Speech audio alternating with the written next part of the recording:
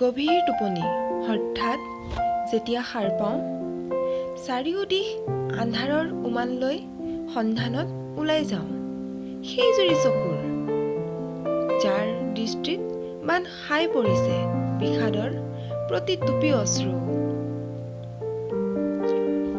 অনুভৱত পুহি ৰখা বাউলী পখিলাকেইজনী সুখৰ সন্ধানত ঘূৰে উৰে নিশা।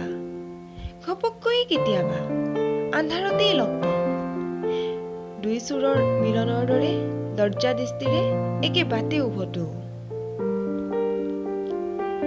নিজৰ মাজতে ভাবি পৰো, অসুখী হৈ যাওঁ কিয় আন্ধাৰত? আন্ধাৰবোৰেও সম্বন্ধ এৰিব বিচাৰে নেকি আৱেগ ভৰা জীৱনৰ?